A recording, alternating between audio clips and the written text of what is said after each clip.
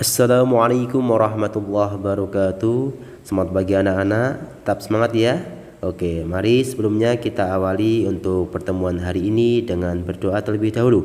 Bismillahirrahmanirrahim. Raditu billahi rabba wa bil islami dina wa bi Muhammadin nabiyya wa rasula. Rabbi zidni ilma warzuqni fahma. Amin ya rabbal alamin. Ya anak-anak, hari ini kita akan belajar tentang sholat jamak dan qashar. Sholat jamak dan qashar. Tujuan pembelajarannya, siswa dapat memahami pengertian sholat jamak dan qashar.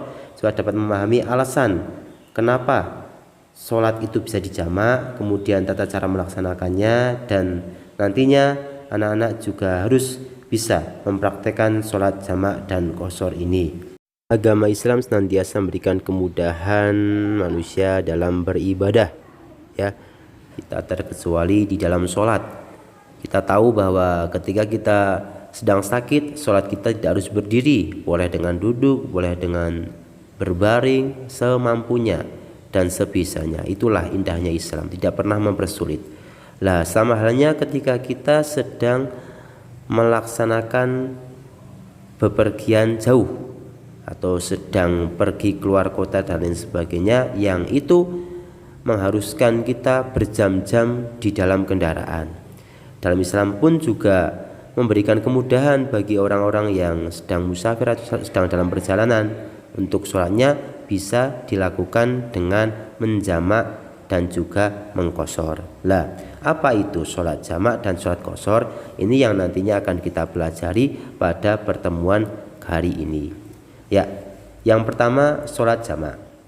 Sholat jamak artinya sholat fardu yang dikumpulkan atau digabungkan. Maksudnya sholat jamak itu menggabungkan dua sholat fardu dan mengerjakannya dalam satu waktu saja.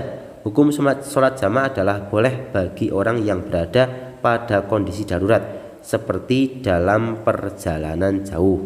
Nah, jadi sholat jamak itu sholatnya tetap jumlahnya, cuma digabungkan dalam satu waktu gitu ya.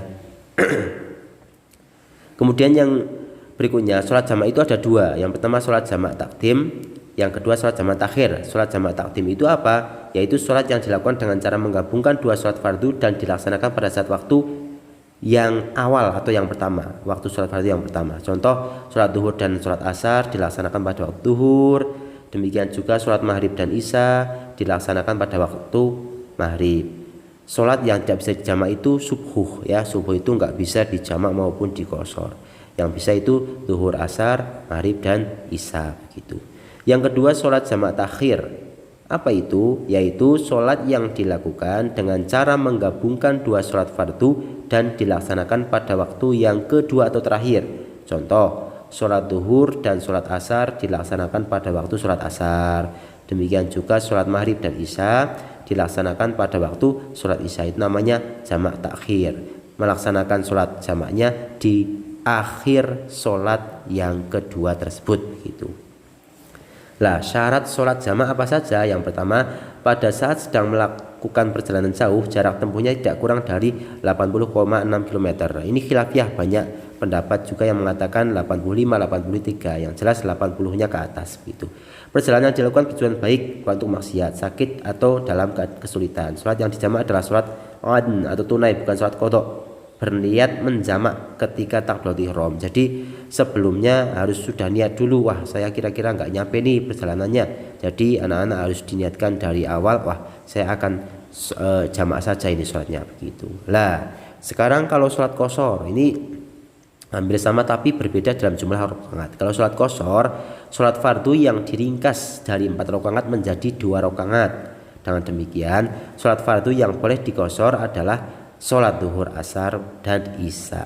Sedangkan maghrib dan subuh tidak boleh diqashar lah itu.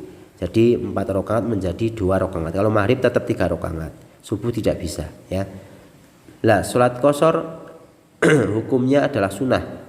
Ini dalam surat An-Nisa ayat 101, dasarnya ini ya.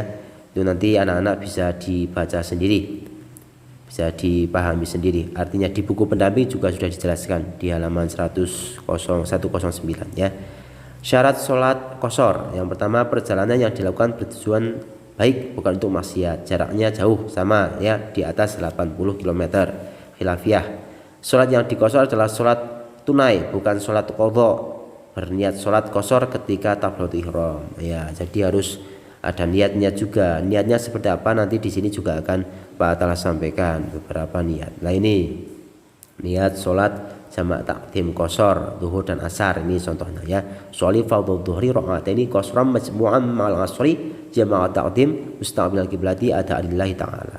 Itu kalau niat sholat asarnya itu nanti anak-anak bisa dibaca, dipahami sendiri-sendiri ya, di buku pendamping juga ada. Ini kalau niat sholat jamak yang takdim atau yang awal ya. Contohnya sholli fardhal maghribi 3 raka'atin majmu'an ma'al isya jamak takdim mustaqbilan qiblati ada lillahi ta'ala. Ini contohnya sholat maghrib yang dijamak dengan sholat isya di qashar.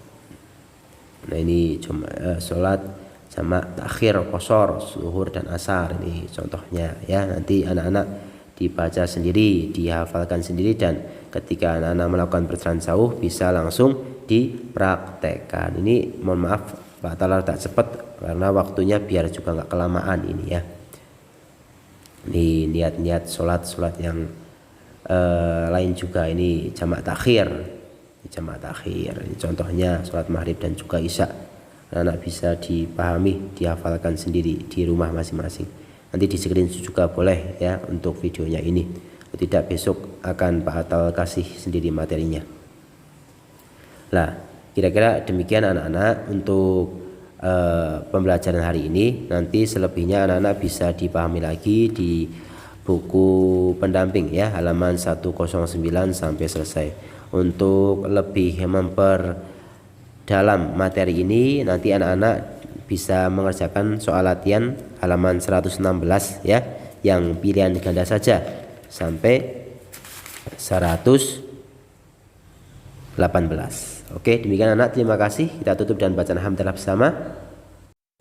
Alhamdulillahi Rabbil Alamin. Terima kasih untuk pertemuan hari ini. Nanti kalau ada hal lain kita lanjutkan lewat grup PA ya. Kami tutup. Assalamualaikum warahmatullahi wabarakatuh.